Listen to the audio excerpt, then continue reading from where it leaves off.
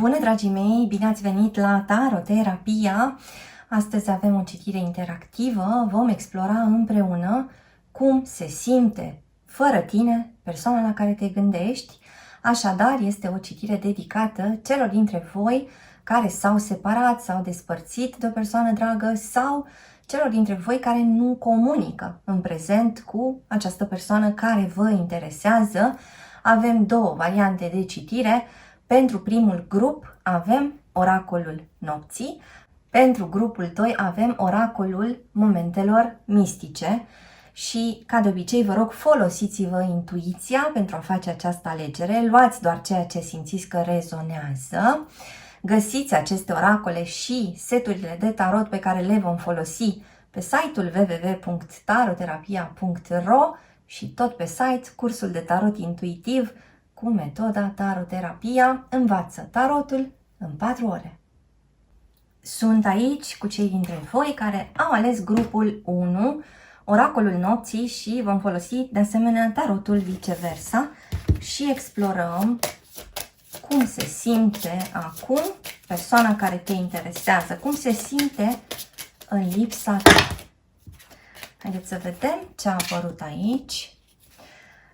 Prințesa și bobul de mazăre. Acestei persoane nu îi convine nimic din jurul său. Lucrurile îl incomodează sau lucrurile o incomodează. Găsește câte un defect pentru orice fel de lucru din jurul său, găsește o sursă de insatisfacție din orice interacțiune.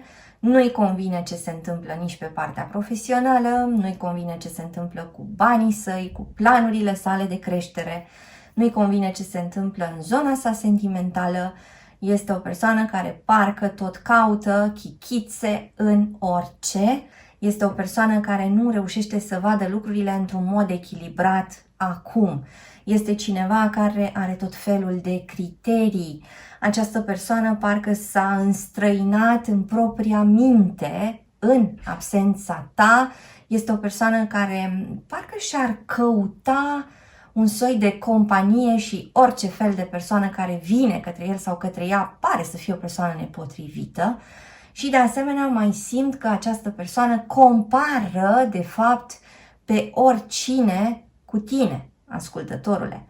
Cineva care nu a reușit să se așeze, cineva care nu a reușit să își găsească nicio zonă de confort încă. Și mai simt de asemenea că vorbim aici despre un critic foarte puternic din jurul său. Poate să fie o persoană în jurul acestui om care parcă tot timpul arată părțile negative. Avem o persoană pesimistă, poate să fie un membru al familiei, poate să fie un prieten, poate să fie un vecin, un coleg, poate să fie un fost partener sau o fostă parteneră. Deci cineva din jurul acestei persoane tot timpul scoate în evidență mai ales defectele sale, iar această persoană la rândul său caută defecte în tot ceea ce se întâmplă în jurul său și nu deschide poarta către nimic. Da? Este o persoană întoarsă cu spatele, are jumătatea de față acoperită de păr, parcă nici nu vrea să se uite cu totul către situația sa, ceva nu-i convine, se cam ascunde de sine însăși această persoană și vă rog să-mi spuneți cum rezonează cu voi până acum.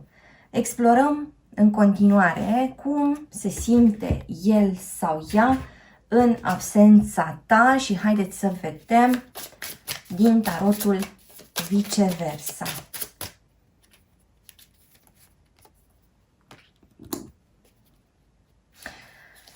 Patru de cupe, 6 de săbii, 2 de monede. Această persoană este extrem de nemulțumită în absența ta, ascultătorule, deși încearcă să se încurajeze și să-și spună că lucrurile sunt ok așa, lucrurile sunt de fapt ținute în aer și simt că pentru o parte dintre voi, de fapt, această conexiune nu este încheiată. Nu a fost încheiată pentru că deși poate această persoană a ieșit din viața ta, ascultătorule, și poate că nu o mai vezi direct, nu mai ai un contact direct cu această persoană, totuși el sau ea are momentele sale prelungite de tristețe, de apatie și încearcă să jongleze cu stările sale afective sau încearcă să se dea câteodată chiar în spectacol față de cei din jurul său și totuși nu iese foarte bine. Deci toată această prefăcătorie de dragul opiniei celorlalți nu este ceva ce îi face bine acestei persoane, ci din contră, această persoană se simte consumată și aproape epuizată, în primul rând de emoțiile sale și în al doilea rând de propria greutate pe care o pune pe această situație, pentru că a te preface că e totul bine este foarte, foarte consumator. Apropo de energia noastră psihică, atâta vreme cât ne simțim într-un fel, ceea ce ajută este să admitem și să privim felul în care ne simțim. Această persoană parcă încearcă să înghesuie undeva într-un colț nemulțumirile sale și totuși se vede foarte clar în comportamentul său, în mimica sa, în ceea ce se întâmplă concret în viața acestei persoane, că lucrurile nu sunt deloc grozave și că este doar o aparentă veselie, pentru că de fapt în spatele său avem această atmosferă cețoasă, da? O persoană care nu are deloc soarele în propria viață, soarele nu intră mai deloc pe strada sa, are o închidere și o încăpățânare aparte. Nu îi place acestei persoane să fie sinceră cu sine însăși în această perioadă, pentru că evident, a fi sinceră cu sine însăși înseamnă să-și recunoască disconfortul, durerea și, deci, ar trebui să încerce să facă ceva cu ele. Ori această persoană deocamdată dorește să nu treacă la niciun fel de acțiune, încercând să se mai păcălească puțin și spuneam că lucrurile sunt în aer, deci haideți să vedem ce se întâmplă în continuare. Iată arcana carului, 4 de bastoane, regina de bastoane. Această persoană nici nu bănuiește că vine în perioada următoare o ocazie, un context, ceva ce scoate această persoană din inacțiune. Se întâmplă ceva ce pur și simplu pune această persoană pe drum și imprimă, de fapt, viteză deplasării acestei persoane. S-ar putea, pentru unii dintre voi, să întâlniți această persoană cu ocazia unei petreceri, să fiți invitați amândoi sau să vă regăsiți cumva într-un cadru festiv sau să vă regăsiți într-o zi în care se sărbătorește ceva, fie religios, fie o sărbătoare națională. Vorbim aici despre un moment aparte care se creionează și în care este posibilă o întâlnire și dacă, iată, spatele deocamdată pare să fie întors, totuși, energia acestei regine de bastoane vorbește despre a aborda din nou frontal situația. Regina de bastoane poate să indice pe cineva dintr-un semn de foc sau cineva care interacționează cu o persoană dintr-un semn de foc, dar și o atitudine hotărâtă, determinată. Știu ce vreau, nu mă mai ascund după motive false și cer ceea ce vreau. Deci știm că pentru o parte dintre voi aici este posibilă reluarea comunicării sau întoarcerea acestei persoane, care s-ar putea să se folosească de fapt de un anumit eveniment care se apropie, fie că e ziua ta de naștere, fie că voi ați fi sărbătorit ceva în această conexiune, fie că vorbim despre nunta sau botezul cuiva apropiat. Parcă această persoană se folosește de ceva ce se apropie pentru a se îndrepta către tine, ascultătorule, repede, pentru că această arcana carului vorbește despre o acțiune rapidă. Așadar, avem până acum, spuneam, semne de foc, sau semne de apă care interacționează cu semne de foc. Avem de asemenea pe cineva născut în Săgetător, pe cineva în Rac sau Pești, o persoană în Fecioară sau în Taur, cineva din Gemeni sau din Berbec. Vorbim despre următoarele date de naștere, date care conțin cifra 5, cifra 7, cifra 2, cifra 1, cifra 6 sau cifra 8. Apar următoarele inițiale: litera U, litera J, litera C sau litera K, litera H, litera G, litera E, litera N sau litera A. Haideți să vedem mai departe cum se simte această persoană în absența ta. Suferință, dezamăgire, o persoană căreia îi plouă în inimă, o persoană care are și furtună, de fapt, în interiorul său, o persoană care se uită către ceva ce voi ați construit împreună sau către ceva ce ați fi putut construi împreună. Dezamăgirea este legată de absența ta, ascultătorule, este legată de un anumit comportament. Se pare că această persoană ți-ar spune că ai reușit să o dezamăgești într-un anumit context sau că nici tu nu ai colaborat prea bine la a continua construcția voastră. Haideți să vedem, întorcând aceste arcane, ce fel de perspective obținem. Iată o luptă care pare să fi fost pierdută, cineva care a depus armele, cineva care avea în plan niște lucruri luminoase, da? Se uita către viitor, cineva care a avut niște planuri curmate. Și această persoană pune și pe seama ta, ascultătorule, faptul că lucrurile s-ar fi închis între voi. Haideți să vedem mai departe, multă greutate pe care o duce în spate această persoană. Această persoană simte că a fost tratată pe nedrept. Simte că parcă ai fi lăsat-o fără ceva valoros sau că tu ai întors spatele într-un moment în care ar fi avut nevoie de prezența ta. Indiferent cine a închis de fapt această conexiune, ceea ce văd aici este că această persoană are o serie de gânduri repetitive. Ceva îi se tot mișcă prin cap, simte că situația asta este aproape insuportabilă și se întreabă cât mai trebuie să ducă lucrurile așa. Nu se uită cu adevărat la tot ceea ce a fost și se grăbește câteodată să ajungă la concluzii. Poate fi o persoană impulsivă și mai observ de asemenea că este o persoană foarte, foarte sensibilă la trădare, dar care în același timp, ascultătorule, ar vrea să aibă parte de supunerea ta. Cam așa se raportează la tine. Ceva de genul, aș putea să fac parte din nou din viața ta dacă tu vei urma niște condiții pe care eu le voi impune. De ca și cum el sau ea a ascultat de tine prea mult, cam asta ar considera, iar acum trebuie să-și recapete poziția, trebuie să se înalțe, da? Trebuie să fie pe primul loc și cel care ia deciziile, neapărat.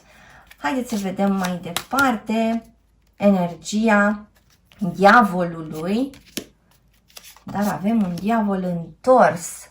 O persoană care nu prea își vede slăbiciunile și defectele, nu suportă să se uite la ele, o persoană care are un soi de dependență nesănătoasă față de ceva sau față de cineva, o persoană de asemenea din Capricorn, se uită totuși către ce urmează, are o poziție strategică această persoană.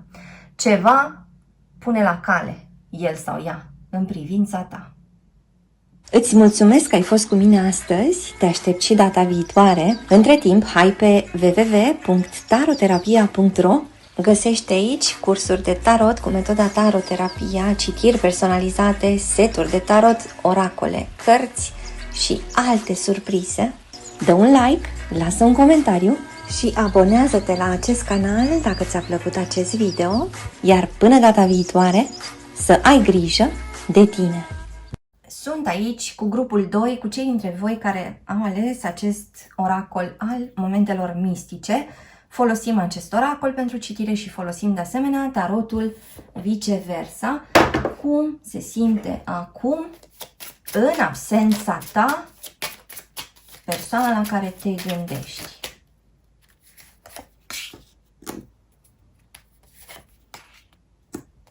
O persoană extrem de analitică și care caută niște soluții practice.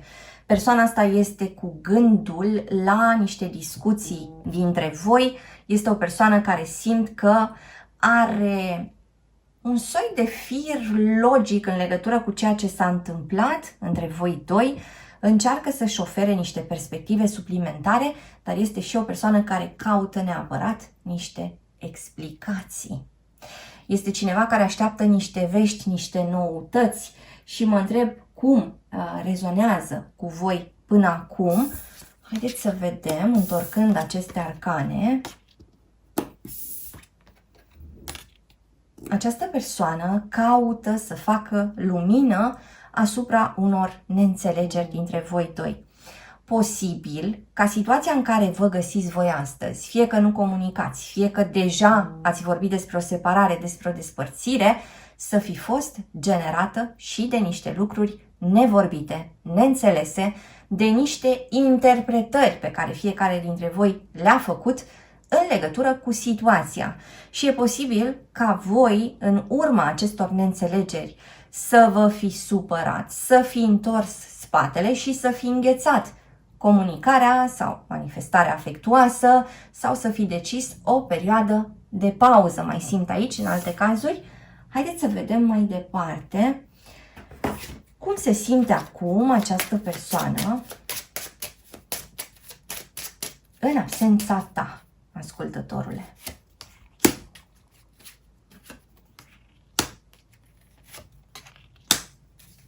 Iată o persoană care are somnul agitat și care are în minte casa ta sau care visează frecvent casa ta.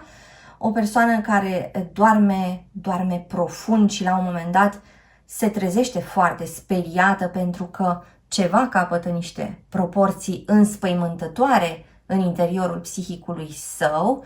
O persoană care de asemenea pare să aștepte un soi de soluție magică. Da? Avem aici frumoasa adormită și visul ei.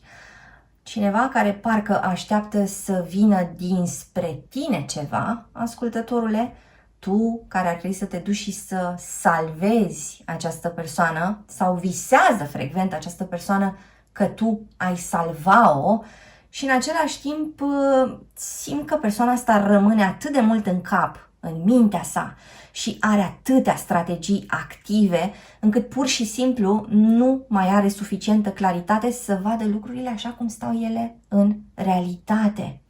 Caută cheile și cheile sunt atârnate, iată, prin copac. Simte că ar avea putere suficientă apropo de acest elefant și totuși acest elefant este prizonier, este încarcerat. Am soluțiile, dar soluțiile sunt pe aici, pe undeva, pe sus. Cum să ajung eu la ele? Și dacă ajung la aceste soluții, cum aș putea să cobor înapoi către realitatea vieții de zi cu zi? O persoană care parcă nu găsește exact acea rezolvare pe care simt că o caută cu disperare. O caută atât de mult în cap încât pur și simplu nu vede ceea ce are la îndemână. Se duce atât de departe cu gândul încât îi scapă din fața ochilor taman acea ușă care îi se deschide larg. Și deci persoana asta merge înainte, dar merge înainte cu ochii închiși. Este o persoană foarte acaparată de gândurile sale. Este o persoană care e privită de către cei din jur ca fiind absentă. O persoană care are pe chip o expresie fără emoție și se vede că e ca și cum el sau ea și-ar fi pierdut o bună parte din pofta de viață. Simt că sunt niște oameni îngrijorați în jurul acestei persoane care se întreabă ce se întâmplă, de fapt, cu el sau cu ea. Pentru că ceva este schimbat în el sau în ea. Ce frământă această persoană, deși n-ar vrea să lase să se vadă frământarea sa. Și, de fapt, nici nu ar vrea deloc să se frământe. Ar vrea ca totul să fie sub controlul minții sale. Haideți să vedem mai departe. Seamănă destul de mult anumite elemente din această citire cu elemente din citirea de la grupul 1. Vă invit să o ascultați și pe aceea, dacă n-ați făcut-o deja. Explorăm mai departe cum se simte fără tine persoana la care te gândești. Și iată ce interesant, vorbeam de grupul 1 și au apărut aici două arcane care erau prezente și la citirea anterioară. Are tendințe contradictorii această persoană, adică are momente în care vrea să vină către tine, să pună mâna pe telefon, să-ți scrie lucruri, să te sune, să vină să te întâlnească și are momente în care atacă aceste porniri și stă cu spatele. Și totuși energia unui 8 de bastoane este o energie puternică și este o energie rapidă. Lucrurile se mișcă, la fel cum acest cavaler se mișcă. Ce simt aici este că persoana asta a avut mai multe ocazii în care pornise deja către tine, ascultătorule, cu o discuție în minte. Sau a pus mâna pe telefon să te sune, sau a vrut să te invite undeva, ori chiar a făcut lucrul ăsta. Te-a invitat de câteva ori, dar după s-a răzgândit, sau în momentul în care v-ați întâlnit să mai negociați câte ceva, a ținut spatele întors, da? Și a păstrat zona sa de rezervă. A rămas în continuare în scenariile sale. Aici avem și o persoană foarte geloasă. Persoana asta simt că în momentul ăsta bănuiește, și mai mult decât bănuiește, aproape are certitudinea că tu ai fi de fapt cu altcineva. Și că parte din ceea ce se întâmplă astăzi între voi vine din orientarea interesului tău către o terță persoană. Și deci de aici toată această ezitare și toată această luptă, persoana asta se întreabă dacă ar mai fi oportun să vină către tine și se întreabă dacă nu cumva la rândul tău tu vei rămâne cu spatele întors pentru că, iată, atenția ta e îndreptată către ceva mai mare. Această persoană se simte inferioară, mai ales în perioada asta, i-au ieșit la suprafață niște sentimente foarte puternice care au legătură cu nu sunt bun de nimic. Simte umilință această persoană, o rană puternică pe care pare să nu o poată acoperi cu nimic. Se gândește că tu, de fapt, aștepți cu spatele întors. Și nu știe această persoană dacă te vei întoarce cu fața, dacă vei accepta propunerea sa și dacă vei deschide cumva ochii sau dacă nu vei vrea să vezi nimic din oferta sa. Și de asemenea, iată, îi cam tună și îi fulgeră deasupra capului. Avem până acum interacțiuni dintre semne de foc cu semne de aer sau o interacțiune dintre un semn de pământ și un semn de aer. Avem aici pe cineva din Gemeni, din Scorpion, Rac, Vărsător sau Leu. Avem persoane care sunt născute în date care conțin cifra 2, cifra 3, cifra 6, cifra 9 sau cifra 7 și avem următoarele inițiale: litera H, litera A, litera B, litera M, litera N, litera L, litera P, litera R sau litera Z. Vă rog să-mi spuneți cum rezonează cu voi.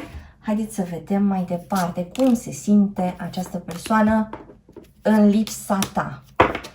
Și vorbim despre o persoană care parcă, în absența ta, simte că a îmbătrânit și că nu mai are cine știe ce opțiuni.